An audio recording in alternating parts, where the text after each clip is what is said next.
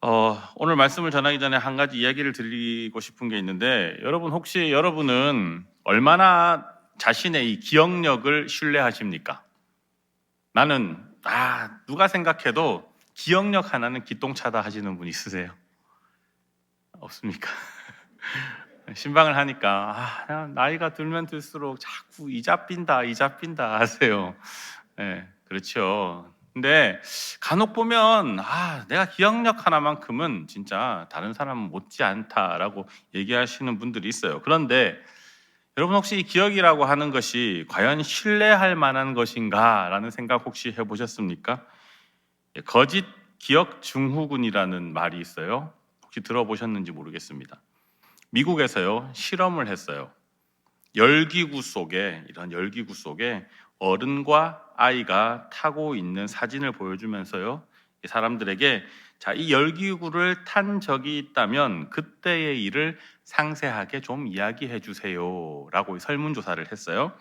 그랬더니 이 질문에 답한 사람 50%는 탄 기억이 있다라고 말했고, 그 중에 한 학생은요, 아래에서 내가 열기구를 탔는데 아래에서 엄마가 막 이렇게 손을 흔들고 계셨다라고 이 구체적인 그때의 상황을 얘기를 했다고 합니다. 그런데요, 중요한 건 그 사진은 합성된 사진이고요. 자기가 열기구를 탔던 그 사진은 합성된 사진이고, 이 질문을 받은 사람들은요, 사전에 그런 경험이 없었던 사람들이었다고 해요. 놀랍죠? 그런 실험은 또 있었습니다. 미국의 이 디즈니랜드, 저는 안 가봤지만 여러분 중에 혹시 가보신 분들 계실런가 모르겠어요. 근데 거기에 가본 경험이 있다는 사람들에게요, 이 디즈니랜드 광고 사진을 보여주면서요, 그 사진이 이제 뭐가 있냐면, 이 한 아이가 이 벅스 버니라고 하는 이 디즈니사의 이 토끼 캐릭터가 있는데, 이 토끼 캐릭터하고 왜 놀이동산 같은 데 가면 탈 쓰고 이렇게 막 있잖아요. 그 캐릭터와 손을 잡고 있는 사진을 이렇게 딱 보여준 거예요. 그러면서 이 피실험자들에게 어린 시절에 디즈니랜드에서 벅스 버니를 만났던 장면을 구체적으로 한번 묘사해보라 라고 얘기했더니, 이 실험자 가운데에서 62%가 벅스 버니와 나는 악수를 했어요 라고 말을 했다고 합니다. 그리고 45%는 나는 포옹까지 했어요, 이렇게 기억을 하고 있더라는 거예요. 벅스 버니의 이 귀나, 토끼 캐릭터니까, 그리고 꼬리를 만져보았어요 라고 이렇게 얘기하는 학생도 있었다고 합니다. 심지어 한 학생은요, 벅스 버니에게 나는 당근도 줬어요 라고 기억을 하더라는 겁니다. 하지만요, 놀랍게도 이 디즈니랜드에는 벅스 버니가 없어요. 왜냐하면 벅스 버니는 이 디즈니사의 라이벌이었던 워너브라더스사의 캐릭터이기 때문에 디즈니랜드에는 절대로 있을 수가 없는 캐릭터입니다. 이 벅스 버니와 손을 잡은 아이의 사진은 합성된 건데, 그 사진 하나로 인해서 사람들은 없던 기억을 상세히 기억해내게 된 것을 실험했던 내용입니다. 물론 개 중에 몇몇은 이상하다, 벅스 버니가 왜 디즈니랜드에 있지? 라고 얘기하며 거기에 대해서 질문을 답하지를 않고 거기에 대해서 잘 캐치한 사람도 있었겠지만, 대답을 나는 가봤습니다 라고 대답한 사람들 중에서는 그렇게 구체적으로 실제로 없었던 일이 마치 나에게 경험되어진 것처럼 이야기한 사람들도 있더라는 그 사실이 놀랍다는 이야기인 거죠. 이런 실험은요, 그냥 실험이니까 참 다행이라는 생각이 들어요. 그런데 실제로 외국에서 자신의 친구를 성폭행한 이 범인으로 자기 아버지를 고소해서 그 아버지가 실형을 10년 이상 선고받아서 복역을 하던 그런 일이 벌어집니다. 그러던 중에 그 언니가 항소를 해서 그가 무죄였다라고 하는 사실이 밝혀져서 풀려나는 사건이 있었어요. 아버지를 신고했던 아이는요, 신문과 또 대중 매체를 통해서 보았던 사실과 자신의 아버지의 이미지를 연관시켜서 마치 그 신문의 사건이 자신의 아버지가 저지른 것인 양 착각해서 신고했다라고 나중에 진술을 했다 합니다. 이처럼 인간의 기억력은 신뢰할 만한 것이 못 된다라는 이야기를 하고 있는 거죠. 인간은 이 망각의 동물이라고 하는 말도 있지 않습니까? 이제 인간의 기억력은 색바랜 엽서 속의 이 글씨와도 같은 것 같아요. 희미해진 기억을 더듬어 보지만 확신할 수 없는 것이 더 많지 않은가. 아마 우리는 살아가면서 한 번쯤 다 경험했던 일이라 생각을 합니다. 그럼에도 우리가 이렇게 많은 것을 잊어버리고 살고 내 기억에 대해서 확신이 없이 산다 하더라도 그럼에도 불구하고 우리는 잊지 말아야 할 것이 있어요. 그것은 바로 오늘 본문 14절에 하나님이 하신 그 말씀, 그것에서부터 생각할 수 있는 것, 즉 하나님을 잊지 말아야 하는 것입니다. 14절에 하나님께서 마음이 교만하여 하나님을 잊어버릴까 하노라 이렇게 말씀하고 계시죠. 하나님의 은혜로 하나님의 도움으로 우리의 삶의 많은 부분들이 채워졌고 그것에 내가 감사하며 그렇게 살아오더라도 어느 순간인가 나의 편안함과 안락함에 하나님 내게 주신 그 은혜는 잊어버린 채 그냥 그렇게 살아갈 때가 많은 것이 우리입니다. 본문에는 그 많은 것을 너에게 허락했지만 너희 그 마음이 교만하여서 하나님을 잊어버릴까 하노라 라고 하나님께서 말씀하고 계시잖아요. 하나님께서 우리에게 기대하는 건요, 뭔가 커다란 것을 나를 위해 해달라고 하는 것이 아니에요. 어떤 이유에서든 어떤 상황에서든 하나님을 잊어버리지 않는 것, 하나님이 우리에게 원하시는 것은 바로 그것이더라는 겁니다. 마치 부모님이 우리에게 큰 것을 기대하기보다는요, 소소한 일상을 함께 이야기하는 것을 기대하는 것처럼 말이죠. 돈을 크게 벌어가지고 한 365일 동안 전 세계를 돌아다니는 크루즈 여행을 보내달라. 이게 부모님들이 자식에게 원하는 게 아니지 않습니까? 물론 그렇게 해주면 더 좋겠지만 그것보다 더 감사하고 더 기대하는 것은 제잘제잘거리는 아이의 소리처럼 오늘 무슨 일이 있었는지, 그리고 내가 속상한 일은 무엇이었는지, 아니면 기뻤던 일은 무엇이었는지, 그런 사소한 일상들을 함께 이야기하며 행복한 한때를 보내는 것을 여러분 기대하지 않습니까? 멀리 떨어져 있어도 전화 한 통에 감동하고, 물론 문자가 와서 1,000만 원이 입금되었습니다 하면 더 기쁘겠지만 그것이 아니더라도 전화 한 통에 식사는 하셨어요? 오늘은 어떻게 지내셨어요? 하는 그 한마디에 여러분 감동하고 또 다음에 혹시 그런 전화 한 통 해주지 않을까 하는 그런 마음 여러분 갖지 않습니까? 마치 그것처럼 하나님께서도 너희가 나를 잊지 않았으면 하는 그 마음, 내가 너희에게 이렇게 많은 것을 주었는데도 불구하고 그것 때문에 오히려 나를 잊는다면 얼마나 여러분 비참하겠습니까? 여러분이 가진 재산이 많아서 내 자녀에게 그 많은 재산을 물려주었더니 오히려 그 재산을 가지고 혼자서 산다고 바빠서 부모인 나를 잊어버리고 사는 그런 상황이 온다면 더 슬픔을 느끼지 않겠습니까? 사람도 사랑하는 이에게 잊혀지지 않기를 바라는데 하나님 마음은 어떠실까요? 그래서요, 그 하나님을 우리는 잊어서는 안 된다는 거예요.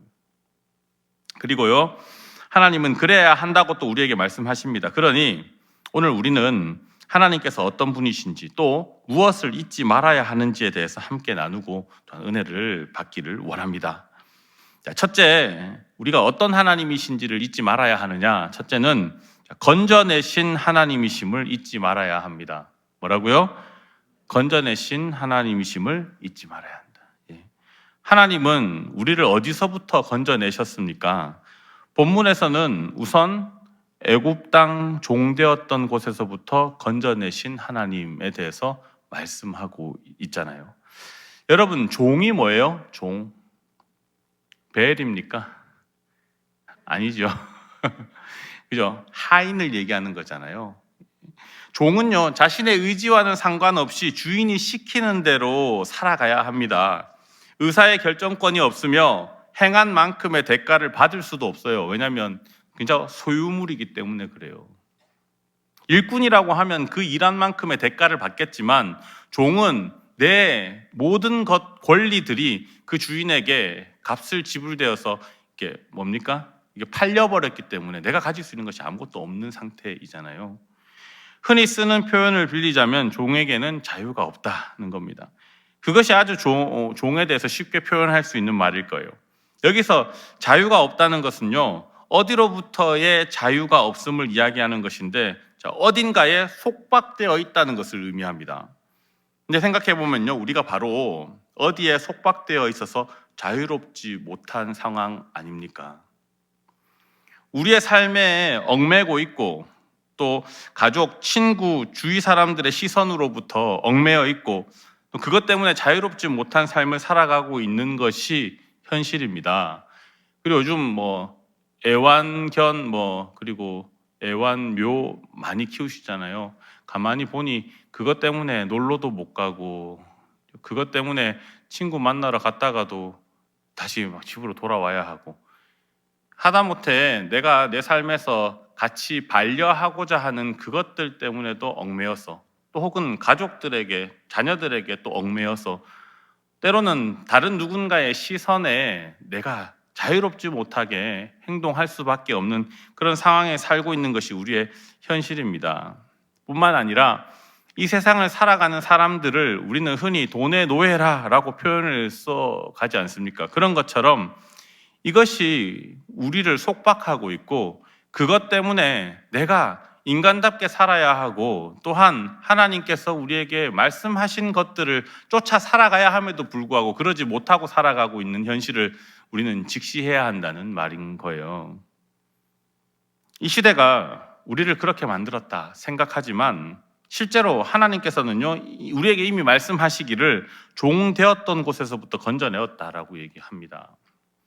이미 이루어진 사건을 우리는 믿음으로 사실 취하면 되는데, 실은 그것이 쉽지 않다는 것이 문제예요.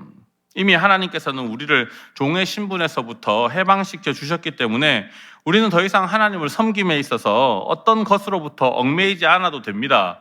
그런데 하나님을 섬기기 위해서는 돈이 필요하고, 건강이 필요하고, 뭐가 필요하고 필요한 것이 너무 많은 거예요. 나에게 그런 것들이 없다 보니 하나님, 내가 하나님을 제대로 섬길 수 없습니다라고 얘기하는 지경까지 이른 것이 우리의 삶의 모습이라는 거죠. 근데 하나님은 뭐라고 얘기하세요? 이미 너희를 그 모든 것에서부터, 그 모든 속박에서부터 건져내었다라고 말씀하시지 않습니까? 그러니 내게 있는 그것으로 하나님을 섬기면 되고 하나님께 나아가면 되는데, 그런데 아직 내게 많은 것이 부족하다 이야기하는 것이, 우리는 아마도 그 많은 것에서부터 얽매여 살아가기 때문에, 속박되어 종으로 살아가기 때문이 아닐까 생각을 한번 해보게 되는 거죠. 하나님은 그 모든 것에서부터 자유하기를 원하십니다. 그래서 요한복음 15장 15절에 뭐라고 얘기하시냐면, 이제부터는 너희를 종이라 하지 아니하리니 종은 주인이 하는 것을 알지 못함이라 너희를 친구라 하였노니 내가 내 아버지께 들은 것을 다 너희에게 알게 하였음이라. 아멘. 주님은 우리에게 너희는 이제 종이 아니라고 얘기해요. 너희가 이제는 모든 것을 다 알고 그것을 실천할 수 있는 그 상황에 있지만은, 너희가 거기에 너무 얽매여 있어서 그것을 행하지 못하고 있는 것이 너무 안타깝다라고 말씀하시는 것 아닙니까? 그러니 우리는 이 말씀을 믿음으로 취해야 할 줄로 믿습니다. 또 하나님은요, 우리를 어디서부터 건져내냐면 시험에서부터 건져내시는 분이세요.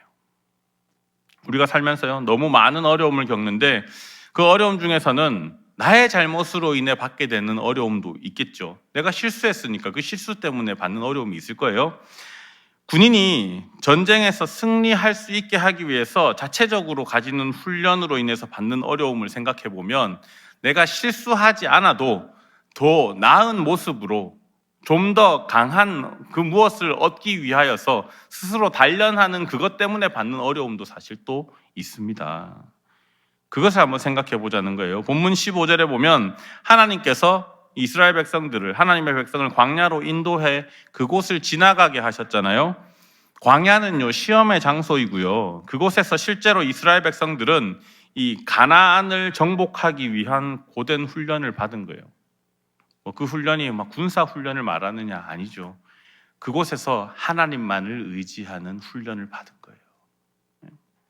이스라엘 백성들이 애굽에서 뛰쳐나올 때 그들이 힘이 용맹하여서 그 애굽 군사들을 다 물리치고 나왔습니까? 아니죠. 행여나 죽을까 싶어 쫓아오는 군대들의 두려워 그렇게 가고 있을 그때 하나님의 도우심으로 그들이 그 애굽의 군대도 물리치고 그곳에서 나왔지 않습니까? 그런 오합지졸인 그들이 광야에서 살아가는 그 동안에 이 가나안에 있는 나중에 정탐꾼들이 가서 봤을 때, 야, 우리는 진짜 한 입거리밖에 안 됩니다라고 얘기할 만큼 강력한 그들을 상대하기 위해 그럼 군사력을 훈련하며 그 많은 세월을 광야에서 보냈나요? 아니에요. 맨날 텐트 싸서 움직였다가 다시 텐트 또 이렇게 딱 치고 거기에 있어서 막 가다가 먹을 것이 없으니까 왜 먹을 것이 없냐 그래서 막 아무것도 군사적 훈련을 한 것이 아닙니다. 그런데 그 광야 기간 동안에 무엇을 했느냐? 훈련한 것은 딱 한 가지, 하나님을 의지하는, 하나님만을 의지할 때 그가 도우시는 것이 어떻게 이루어지는지를 보는 그 훈련을 했다는 거예요. 그 훈련을 하기 위해 그 어려운 광야길, 그 험난한 길들을 걸어갔다는 사실을 우리는 깨달아야만 합니다. 내가 혹시 잘못한 것이 있어서 그래서 내가 만약 어려움을 당하고 있다면 그 잘못에 대한 대가라 생각하고 달게 받고 그 이후에 그런 어려움이 없도록 하면 되는 것이고요. 만약 하나님께서 나를 테스트하고 나를 훈련시키기 위해 내게 주시는 고난이라면 그때에 하나님을 더욱 의지할 수 있으므로 나를 그 시험에서 건져내시는 그날에 하나님을 찬미하며 내가 이제 하나님께서 주신 그 고된 훈련으로 인해 강력한 힘을 얻어 내가 이 세상에서 하나님의 뜻대로 절대 흔들리지 않고 살아갈 수 있는 존재가 되었습니다라고 하나님께 고백할 수 있는 저와 여러분 될 수 있기를 주님의 이름으로 축원합니다. 결코 주님은 우리가 그 시험에서 넘어지도록 두시지 않는 분이시다. 그 사실을 믿고 훈련에 임할 수 있었으면 좋겠어요. 군대에서도 훈련을 받을 때요, 얘가 죽을 것 같으면 훈련에서 열애시켜 줍니다. 죽을 때까지 훈련하라고 두지 않는단 말이에요. 하나님도 마찬가지로 우리가 더 하나님을 바라보며 이 세상의 모든 풍파에서 흔들리지 않고 하나님만을 바라보기를 원하시는 그 하나님의 뜻대로 훈련되어지는 그 과정 속에 혹여나 죽을 것 같으면 그 살만한 길을 내어주시며 그 어려움을 피할 수 있도록 피할 길을 열어주시는 하나님이시라는 사실을 믿으시라는 거예요. 놀이기구를 탈 때 여러분 왜 그 무서운 놀이기구를 탈 수 있습니까? 안전바를 잡으면 나는 안전할 것이다 라고 하는 신뢰와 믿음이 있기 때문이잖아요. 그거와 마찬가지로 하나님께서 이 고된 훈련 가운데 나를 지키실 것이다 라고 하는 그 신뢰와 믿음이 있다면 그것이 어찌 어려운 일이라 할지라도 주님을 의지함으로 그 모든 훈련을 다 마칠 수 있는 저와 여러분 될 수 있을 줄로 믿습니다. 네, 오늘 본문에도 기록하지만요, 물이 없는 광야에서 하나님께서는 이스라엘 백성에게 반석에서 물이 나와 목을 축이게 하셨고요, 만나와 메추라기를 통해서 친히 그들이 굶어 죽지 않도록 인도하셨다고 얘기하고 있어요. 그러면서 말씀하시기를 이와 같은 것은 다 너를 낮추시며 너를 시험하사 마침내 내게 복을 주려 하심이었느니라. 오늘 16절에 그렇게 얘기하고 있어요. 네가 다 잘되게 하기 위해 이 모든 어려움들, 너를 낮추게 하기 위해 이 모든 시련들을 너에게 주었다. 마침내 내게 복을 주려 하심이라. 그것을 꼭 기억하시기 바랍니다. 그럼 복을 안 받고 그럼 시험도 안 받으면 좋겠다라고 생각하는 그런 분이 있을 수 있잖아요. 이에 대해서 또 본문 17절에는 뭐라고 기록하고 있느냐, 우리 한번 함께 읽어보겠습니다. 시작. 또 두렵건대 내가 마음에 이르기를 내 능과 내 손의 힘으로 내가 이 재물을 얻을까 할까 하노라. 아멘. 시험 안 받고 복을 안 받는다라고 얘기하지만 그 누구는 이 세상에서 잘 살아가기를 다 원할 거 아니에요. 그러면 내가 살아가는 삶 속에서 이루는 그 모든 것들이 나는 시험을 안 받기로 했고 그리고 복도 안 받는다 했는데 이루어지는 모든 것은 내가 내 능력으로 하는 것이 아니냐라고 생각하며 교만해질 수 있다는 것을 주님은 아시고, 이 모든 것이 네가 안 받고 싶다고 해서 안 받을 것이 아니라 내가 복을 주면 주는 것이고 내가 복을 거두어가면 거두어가는 것인데 네가 이룬 그 모든 것이 너의 능력과 너의 힘으로 하는 것이라고 말할 수 있느냐? 그것이 아니다라고 얘기하시는 거죠. 그렇게 말할까 하노라라고 말씀하고 계신 겁니다. 하나님께서 시험하지 않으면 내게 있는 모든 것이 자신의 힘으로 이룬 것으로 여겨 교만하여 하나님 곁을 떠나서 구원에 이르지 못할까 하나님은 염려하신 거예요. 하나님, 나는 하나님 안 믿고 복도 안 받고 훈련도 안 받고 고난도 안 받을게요 라고 해도 하나님은 야, 네가 그렇게 얘기해도 너는 나의 자녀이고 너는 구원받아야 할 존재고 너는 내가 너를 잡아 끌어올려 그 모든 어려움에서부터 건져내 구원받은 자로서 내가 꼭 세울 텐데 라고 생각하고 우리에게 말씀하신단 말이죠. 하나님을 결코 떠나서 살아가서는 안 되는 존재이기에 네가 아무리 그렇게 얘기하더라도 나는 너를 끌어내어 하나님이 이루신 그곳에 살게 하겠다라고 하신 그 마음을 생각해 본다면 너가 이룬 그 모든 것이 너의 힘으로 다 이루었다라고 생각할까? 교만할까? 그리하여 하나님을 떠날까? 하나님은 염려가 되어 우리에게 이 말씀을 하시더라는 겁니다.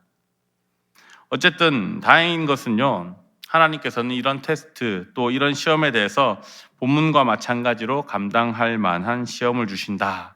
내가 감당하지 못할 시험을 주는 게 아니라 내가 넘어갈 수 있는 시험을 주신다라는 사실이에요. 바울은 이에 대해서 이렇게 말씀하고 있습니다. 고린도전서 10장 13절 말씀인데 우리 함께 읽어보겠습니다. 시작. 사람이 감당할 시험 밖에는 너희에게 당한 것이 없나니 오직 하나님은 미쁘사 너희가 감당치 못할 시험 당함을 허락지 아니하시고 시험 당할 즈음에 또한 피할 길을 내사 너희로 능히 감당하게 하시느니라. 아멘. 이렇듯 하나님께서는 우리를 어떠한 속박으로부터 건져내셨고 또 자유롭게 하셨으며 시험을 주시나 그 시험에서 건져내시는 하나님이시다라는 그 사실을 우리가 꼭 잊지 말아야 할 줄로 믿습니다. 두 번째, 하나님이 어떤 분이신지 우리가 잊지 말아야 하느냐? 하나님은 먹이시는 하나님이심을 잊지 말아야 합니다. 뭐라고요? 먹이시는 하나님이심을 잊지 말아야 한다. 광야를 지나는 이스라엘 백성에게 필요한 것은 먹을 양식 그리고 마실 물이잖아요. 그런데 그 광야에는 그것이 없단 말이에요. 그렇다면 이스라엘 백성들은 그럼 다 굶어 죽거나 목이 말라 죽어야만 했을까? 생각해보면 괜히 애굽에서부터 끌어내가지고 우리를 광야에서 전부 다 이 광야를 거대한 무덤으로 만들려고 하나님 하신 거냐? 이렇게 생각할 수도 있을 거예요. 실제로 이스라엘 백성들은 그 광야에서 삶이 너무나 고되니 왜 우리를 굳이 거기에서부터 끌어내서 이 고생을 하게 하느냐라고 하면서 모세에게 막 달려들었던 그런 이스라엘 백성들이잖아요. 여러분, 우리가 만약 그런 상황이라고 했다면 우리 또한 그들과 다르지 않을 겁니다. 하나님을 막 원망하지 않을까요? 물론 이스라엘 백성들도 모세를 원망했고 그 원망의 소리를 들으신 하나님께서는요, 이스라엘 백성들을 위해서 반석에서 물을 내시고 또 만나를 통해서 그들의 굶주림을 해결해 주셨습니다. 그런데 중요한 것은요, 먹이기는 먹이되 정말 딱 필요한 만큼만 채워주시더라는 겁니다. 여러분도 다 경험하셨죠? 하나님 조금만 더 주시면 좋을 것 같은데 내가 이런 어려움 속에 있을 때 이만한 어려움을 견디기 위해 이만한 무언가가 필요한데 하나님은 좀 더 주면 나중에 남겨놨다가 또 필요할 때 쓰면 될 텐데 그게 아니라 딱 그 필요한 것만 나에게 채워주시더라. 더함도 덜함도 없이 우리의 필요를 아시고 그만큼 꼭 반드시 채워주시더라는 사실입니다. 만나에서 외출하기, 그죠? 광야에서 만나를 담을 때 그날 하루 먹을 양만큼만 담으라고 했잖아요. 욕심 부리지 말라는 거예요. 욕심 부려봐야 결국 그 욕심이 장성하여 죄를 낳고 그 죄가 장성하여 사망, 하나님과의 관계를 끊어버리는 데 이르게 만들 테니 지금까지 너희 살면서 사람들과 싸우고 관계가 나빠지고 그리고 하나님을 떠난 그 모든 이유가 뭐냐? 너 욕심 때문 아니냐? 에덴 동산에서 아담과 하와가 하나님같이 되기를 바라는 그 마음, 그 욕심이 있었기에 선악과를 먹었지 않느냐? 그래서 결국 하나님과 멀어지게 되고 그것 때문에 그래 내가 희생하지 않아도 될 내 아들 예수 그리스도를 너희를 위해 내어보내어 되지 않았느냐. 아마 지금 주님은 우리에게 그렇게 말씀하고 계시는지도 모릅니다. 필요한 만큼 그 이상도 그 이하도 때에 따라서 나중에는 안 주실 거야 라는 건 하나님을 믿는 마음이 아닐 거예요. 지금 주셨으면 다음에 또 필요한 만큼 내게 주실 것이다 라고 하는 그 믿음을 가지고 살아가는 것이 진짜 우리에게 하나님께서 요구하시는 믿음이 아니겠나 하는 생각을 한번 해봅니다. 가끔 나에게 간절함이 있었는지 생각해 볼 때가 있어요. 어떤 물건을 사는 데 있어서도 이것이 내게 반드시 필요한 것인가 생각해 보고 사게 되고요. 시간이 지나서 어느 정도 커서 알게 된 것이지만 부모님께서도 내게 반드시 필요한 것은 어떤 상황이라 하더라도 해주려 하셨다는 그 사실을 기억해 보면 하나님도 우리에게 마찬가지 아닌가.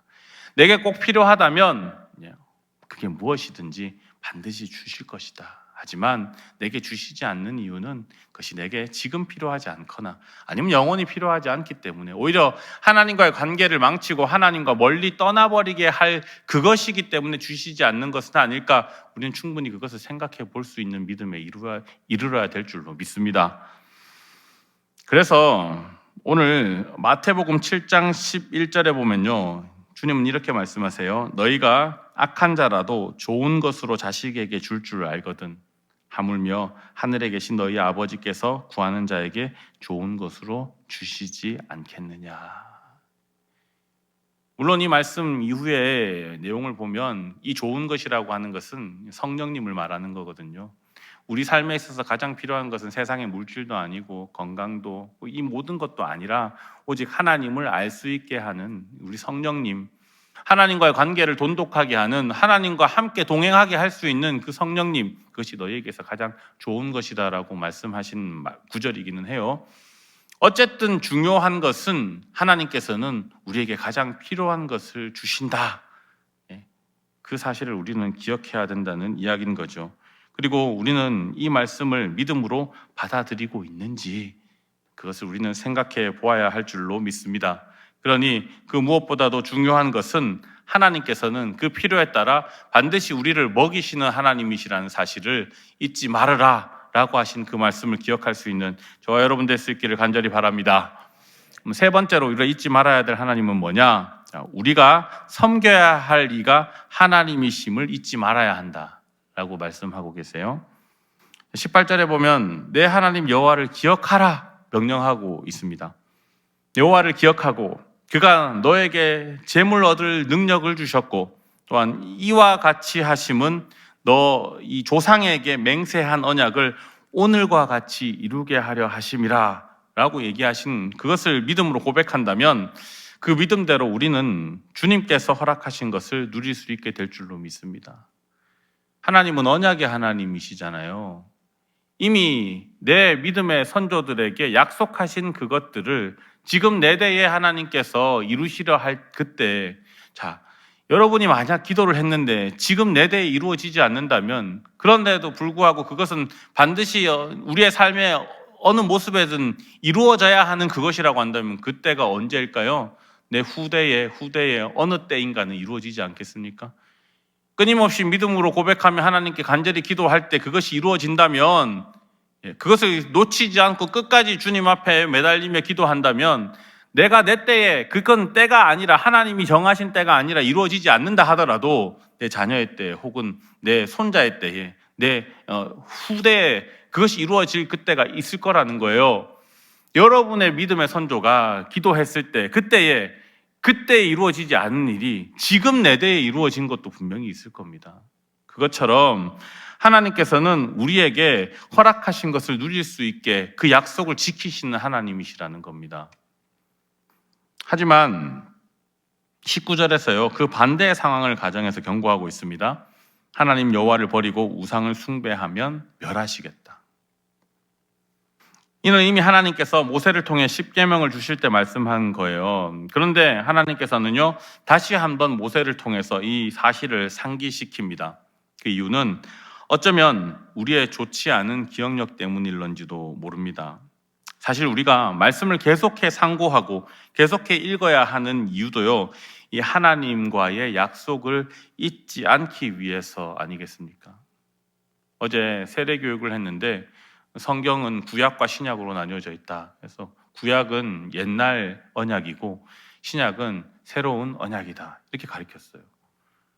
옛날에 하나님과 했던 그 언약, 하나님께서는 우리에게 약속의 하나님이시기 때문에 그 약속을 지키시기 위해 이루셨던 그 수없이 많은 그 이야기들이 묶여진 것이 구약이고요. 예수님께서 오셔서 또한 하나님의 그 약속을 이루기 위해 행하셨던 수없이 많은 일들, 그 이야기들이 묶여진 그 약속에 관련된 이야기가 바로 신약이더라라는 이야기인 겁니다. 그래서 우리는 끊임없이 하나님과의 약속을 읽으며 그 약속을 잊지 않도록 해야 되지 않겠느냐. 그래서 우리는 말씀을 계속해서 상고해야 된다는 겁니다. 오늘 본문 19절에서요, 하나님께서 이스라엘 백성에게 요구하시는 것이 무엇인가? 바로 하나님을 섬기고 다른 우상은 섬기지 말라는 겁니다. 너와 나 사이의 약속, 네가 지킬 것은 다른 것이 아니라 나의 말씀, 내가 한 그 말을 순종하며 그 순종하는 것 중에 가장 첫 번째는 나 외에 다른 신을 섬기지 않는 것이다 라고 얘기하신 거예요. 우리는 사실 따지고 보면요, 넓은 의미에서 많은 우상을 내 삶 가운데 섬기고 있습니다. 우상이 무엇을 말하는가? 요즘 뭐 TV에서 아이돌 스타 뭐 이런 말들 하죠. 그것도 뭐 세대를 나누더라고요. 뭐 1세대 아이돌이 있고 뭐 SES, 뭐 핑클, 이게 1세대래요. 2세대는 뭐냐 하니까 그때부터 저 잘 모르겠더라고요. 뭐 빅뱅 뭐 이런 게 3세대라든가요. 그래서 4세대 뭐 아이돌, 뭐 5세대 아이돌까지 있다 그러던가 그래요. 세대를 나누어서 아이돌이 있다고 해요. 근데 여러분, 아이돌이 무슨 뜻입니까? 우상이란 뜻이에요. 아이돌이 어떤 대상을요 절대시하는 걸 말합니다. 그것으로 인해서 내 삶의 가장 우선순위가 그 대상에게 가 있는 것을 말해요. 그 대상을 보고 우리는 아이돌이다, 우상이다라고 얘기합니다. 여러분, 여러분들 중에서 젊으신 분들은 어렸을 때 H.O.T의 공연을 관람하기 위해서 팬클럽들과 함께 버스를 타고 서울에 상영했던 분도 있으실 거고, 더 올라가면 뭐 포크송 시대에 뭐 그런 분들을 공연을 보기 위해 부산에서 나가니까 서울까지 상경해서 보러 가신 분들도 있을 것이고, 너무 좋아하는 어떤 스타들을 바라보는 그 마음이 하나님 보시기에는 무엇일 수 있을까? 내 삶의 모든 것을 다 팽개쳐 버리고 그것까지 간다라고 한다면, 물론 집에서 그냥 뭐 TV 보면서 즐기는 것 정도는 그것이 아이돌이라고 얘기할 수는 없겠죠. 뭐 노래 좋으니까 들을 수도 있는데, 근데 내 삶의 모든 우선순위를 다 팽개쳐 버리고, 그리고 하나님께 예배드려야 하고 하나님을 섬겨야 하고 내가 분명히 해야 될 일이 있음에도 불구하고 그 모든 것을 다 뒤로 한 채 그들을 쫓아간다면 그것은 바로 아이돌이다, 우상이다라는 이야기인 겁니다. 부모를 위해서 단돈 1,000원도 아깝다 생각하면서 그들을 위해서라면 돈을 모아서 수천만 원 호가하는 선물을 별로 대수롭지도 않게 선물하는 그런 모습들을 보면, 저게 단단히 빠져도 빠졌구나 라는 생각을 하는 거예요. 우리는 예수에 빠져야 되죠. 세상 사람들이 저 예수에 미쳤다는 말은 우리는 즐거이 들어야 될 말이고, 세상 사람들이 얘기하는 그 말 중에서 우리가 다른 것에 어디에 막 빠졌다라고 하는 이야기는 우리가 절대 듣지 말아야 될 이야기 아니겠습니까? 그처럼 우상이라고 하는 것은요, 뭐 멀리 있는 것이 아니라는 사실을 우리가 좀 기억했으면 좋겠어요. 말하고자 하는 것은요, 우리의 삶의 우선순위가 하나님이 되어야 하지 다른 것이 되어서는 안 된다는 겁니다.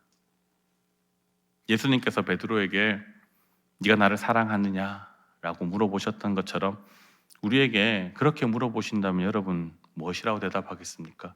아니요, 주님, 나는 빅뱅이 더 좋은데요. 이렇게 대답할 수 있겠습니까? 섬김의 대상이 하나님이시기에 우리는 하나님을 섬기고 그로 인해 하나님께서 우리에게 주시는 것들을 받아 누릴 수 있는 것이지, 뭔가를 바라고 하나님을 섬기는 것은 아니라는 것 또한 우리는 기억해내야 합니다. 하나님께서는 하나님의 때에 반드시 하나님을 섬기는 이에게 준비하신 것을 주신다는 그 사실 또한 우리는 꼭 기억할 수 있기를 바랍니다. 우리가 한 번 더 마음속으로 결단할 것은 시시때때로 우리 삶 속에 존재하게 될 수없이 많은 삶의 우선순위들을 하나님으로 바꿀 수 있도록 기도하는 것이며, 실제 그렇게 함으로 인해 더욱 하나님을 깊이 알아갈 수 있었으면 하는 것이 되어야 합니다. 살면서요, 지금은 내가 하나님이 최우선이야 라고 하지만 어느 순간인가 손자가 하나님보다 더 우선이 될 수도 있어요. 자녀가 우선이 될 수도 있어요. 내 직장이 우선이 될 수도 있어요. 그러니 내가 기도해야 할 것은 어느 순간이라 할지라도 어떤 상황이 올지라도 내 삶의 가장 우선순위는 하나님이어야만 합니다라고 기도할 수 있는 저와 여러분 될 수 있기를 간절히 바랍니다. 사랑하는 성도 여러분, 인간은 신뢰할 만한 존재가 아니에요. 우리는 그것을 우리 기억의 불확실성을 통해서 알았습니다. 인정하고 싶지는 않지만 인간의 잘못된 기억으로 인해서 참 실로 엄청난 일이 벌어질 수도 있다는 것을 우리는 이제는 압니다. 이처럼 우리의 기억이 확실하지 않기 때문에, 그렇기 때문에 반드시 기억해야 할 그것 한 가지를 기억하자는 겁니다. 그것이 바로 하나님이고, 그리고 하나님이 우리와 하신 그 약속이라는 사실이에요. 우리를 죄의 속박으로부터, 시험으로부터 건지시고 또한 먹이시고 또한 섬김을 보시고 우리에게 누릴 것을 주시는 하나님과의 그 약속을 우리는 꼭 기억해야 할 줄로 믿습니다. 그리고 그 하나님을 믿어야 하고 그 약속을 신뢰해야 합니다. 그리고 하나님을 잊지 않고 그분을 신뢰한다면 그 믿음으로 인해서 내 삶의 자리는 하나님 나라가 임하는, 하나님의 구원의 약속이 이루어지는 것을 보게 되는 귀한 삶의 자리가 될 줄로 믿습니다. 내 하나님 여호와를 기억하라. 그가 내게 재물 얻을 능력을 주셨음이라. 이같이 하심은 내 조상들에게 맹세하신 언약을 오늘과 같이 이루려 하심이니라.